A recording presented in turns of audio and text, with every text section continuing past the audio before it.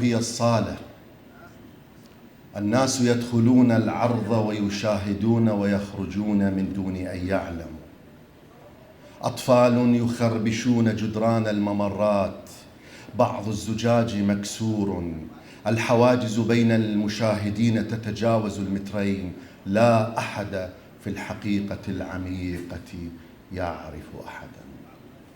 والسؤال الأهم: كيف سينجح الممثل الذي فرض عليه المخرج أن يقوم بدور المرأة؟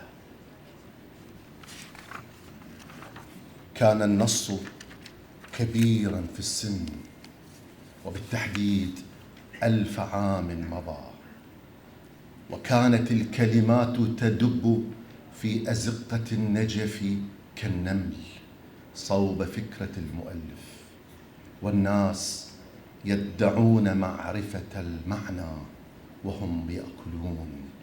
وكان الحدث الأساسي امرأة تهرب في لحظة الولادة.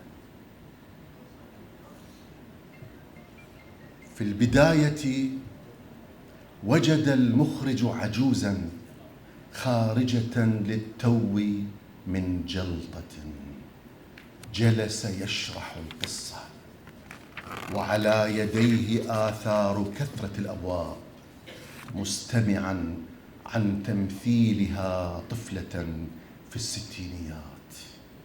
وإذ أشعل لها فتيلة المدفأة أراها على الجدار ظلال أفلاطون في قصة الكهف، إلا أن العجوز كانت قد نامت مفتوحة العينين، وكان على المخرج أن يجد امرأة أخرى تمثل الدور.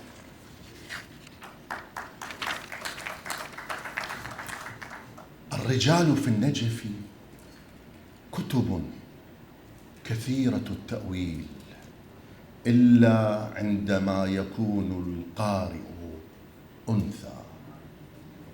النساء في النجف ممزوجات بأخريات وآخرين ووحيدات، يحتجن على الدوام إلى عدسات أكبر مما تصنع المعامل ليعثرن على أنفسهن.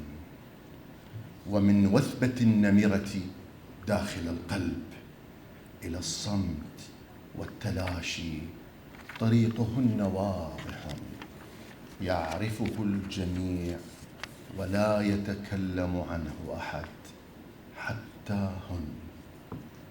لهذا كان على أكثرهن جرأة أن يكثرن تربية المعادلات الرياضية في غرف النوم. خاض المخرج بحار المجتمع النجفي بقارب معد للنزهة، منقلبا أكثر من مرة في شواطئ البيوتات والمجالس. وفي هذا كله كان ينقذه الشيطان مرة والملائكة أخرى. ماذا يفعل؟ يريد امرأة تمثل دور امرأة، وفي كل مرة كان يشرح النص للرجال مستخدما الخوف والتردد لتقريب الفكرة. زار بعض الجامعات وفي جيبه أدوات صغيرة للتنبؤ. فشل في تفسير الأسواق والمحلات. التقى في الشوارع نساء ليس في عيونهن نساء. وفي نهار ما التقى في الشوارع نساء ليس في عيونهن نساء. وفي نهار ما صادفته امرأة مثلت فقط في طفولتها، هي الآن صاحبة دكان، أخبرته أن المشكلة هي النص. تقريبا يئس المخرج ولكثرة تفكيره بالمرأة نبتت له في الكواليس أظافر ملونة وشعر طويل.